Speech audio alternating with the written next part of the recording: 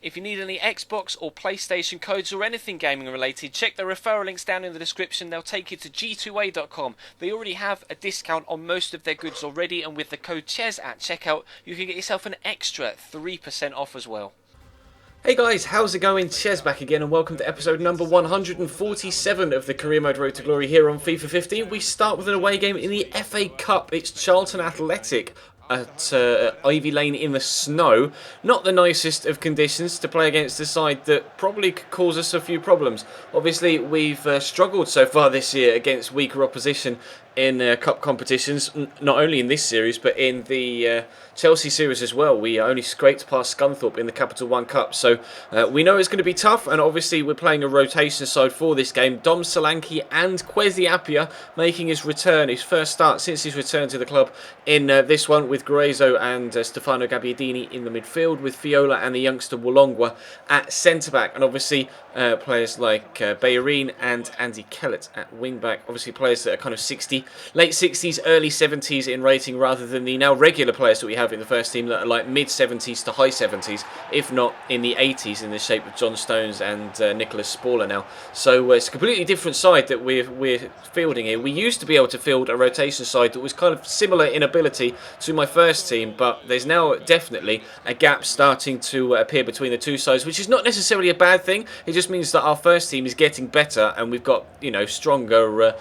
first team. We just need to start to improve the strength in depth now, rather than just having just a full squad of average players. Now we've got a squad of decent players, or first team of decent players, and a squad overall of players that are kind of good to average. But unfortunately, the average players weren't really putting in the performance here. We go 2-0 down here in unfortunate circumstances, has to be said. A huge deflection off the defender to send that into the back of the net. I believe it was Fiola that stuck his leg out and poked it past the goalkeeper. So yeah, not the way we wanted to play this game. I was struggling to get on with Solanke and Kwesi. Obviously I hadn't played with them, well, I've not played ever with Dominic Solanke, and Kwesi we've not played with for a good 3 years here in the series. So it took me a while to get used to how they played up top together. Kwesi was having a few chances. That was his final chance of the game. Unfortunately, we took a 2-0 defeat. We could have got one moments earlier when Dom Solanke drilled the ball into him, but Kwesi couldn't quite sort his feet out in time. So that is just proof that the rotation side that we have right now needs improving overall. The squad isn't good enough once we get past the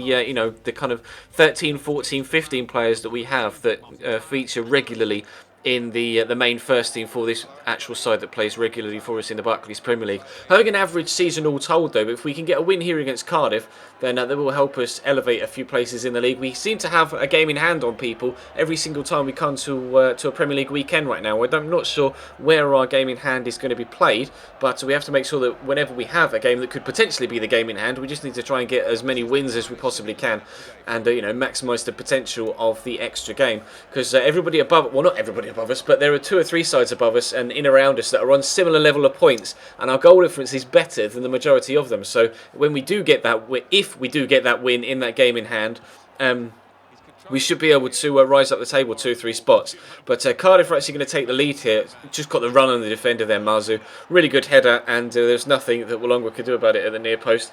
Just got completely caught on the spot, and great run by the attacker. Then Daly's in the box here, twisting and turning, can't quite keep up with him, and the ball comes in long with the header, comes down off the bar. It's then Charlie Noon with the follow-up header, but luckily for me, Hutchinson was able to get himself back on his feet before it ended up going into the back of the net. So into the second half we went.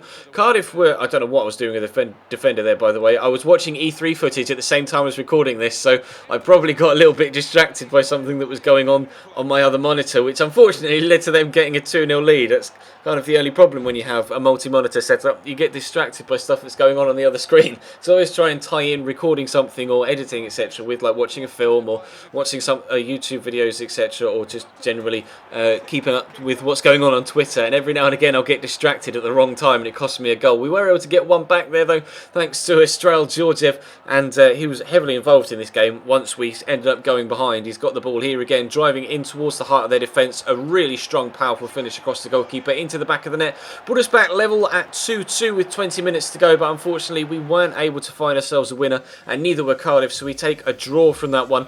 We deserved to draw. We didn't really deserve the win, but we didn't really deserve to be defeated. And it was EA's mistake, because I think I was watching. It was Pele that was out on stage at the same time as I was recording that Cardiff game.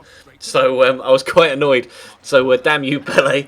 But anyway, we'll come into this game against Nottingham Forest next to hopefully pick up 3 points. They're not having the best of seasons, find themselves in the relegation zone. But obviously, we have to be wary of Britta Sombolonga, who's extremely fast. And they've got a decent backline. Eric Lehigh is a good defender. So is Michael Mancian, formerly of Chelsea, of course. Chris Cohen as well at left back, a solid wing back. And they've got a decent midfield as well. Obviously, Henry Lansbury's in there, who's formerly of West Ham, etc., and Arsenal.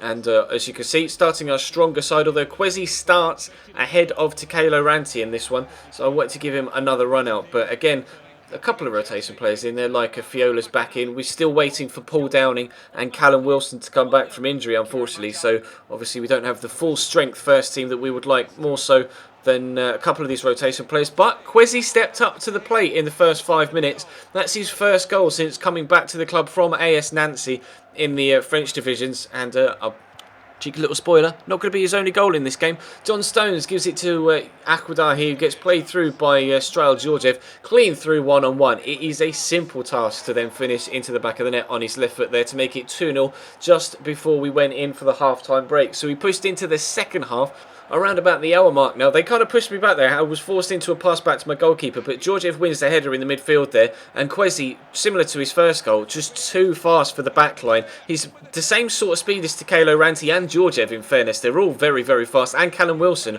All of our strikers at the club right now, at least the strikers that are our own and not loaned in, are absolutely rapid. Kwesi's fast, Strail Georgiev has got acceleration of like 87 and sprint speed of 92 or something. Takelo Ranti's pace and acceleration in the 90s, and same with Callum Wilson. So we definitely know other teams definitely know what to expect from us offensively. We were 3-0 in front. They pegged us back to 3-1 there, as you could see. Standing the ball up here, we initially get the first header clear, but Robert Tesher knocks it back down to Henry Lansbury. He's going to try and turn inside the box after giving it to Jamie Patterson. Nice header off the post, and John Stone scores an own goal. You may have seen me actually tweet a picture of this the other day. Look how high his leg goes. He almost knees himself in the chin trying to get a first touch on that. And then, even if he had been able to get to the clearance, he just tried to smash it into the back of the net himself with the attempted swing to clear it. So I think he would have scored an own goal even if he had gotten to the ball. But we're pegged back to 3-2. They pick it off us there as we are trying to get the ball forward. But then we win it back again. Fly at them here. Adarabio plays it through to Georgiev.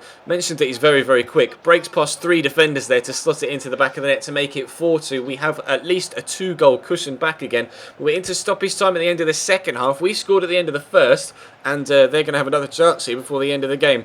Mikhail Antonio dinks the ball over. It's Patrick Bamford that brings it down and finishes it 4-3 in stoppage time with barely any time to go. Unfortunately, there was barely any time to go because we got a 4-3 victory in that one. So a brace for Kwesi Appiah on his second start back, and a brace for Georgiev as well to maintain his good goal scoring form this season. That moves us back up into 10th. We have jumped ahead of Man City, Norwich and Crystal Palace with that win in the game in hand. So really pleased with the way that we were able to get that win against Forest, regardless of the fact we conceded 3 goals. And if we'd have been able to get the win against Cardiff as well, we would have actually found ourselves up in 8th. So we could get...